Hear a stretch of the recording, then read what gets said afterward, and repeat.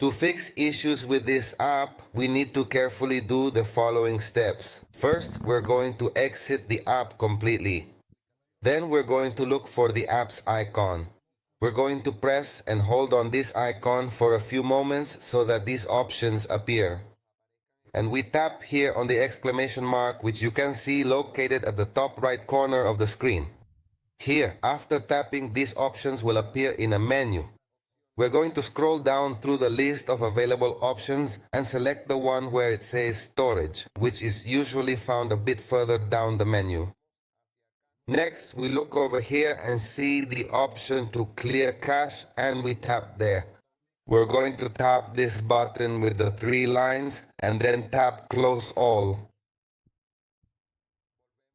We go back into the app and carefully check to see if the problem has been resolved. If this doesn't work for you, we're going to do the following. We're going to navigate to the home screen. Then we will go to this app. Here, we're going to carefully select our profile picture.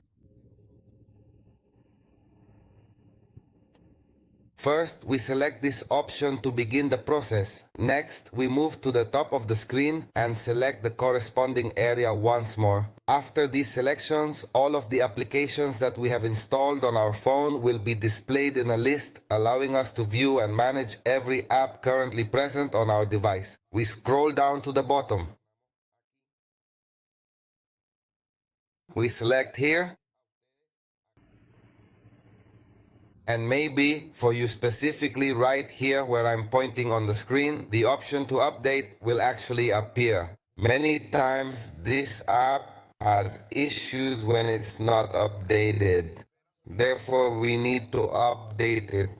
The third solution I recommend is to delete the car you have added in your app, and after deleting it, proceed to add it again.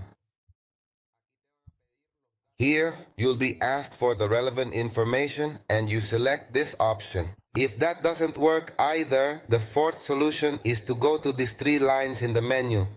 Then go all the way to the bottom and press here. With this, you will log out of the app and then log back in again.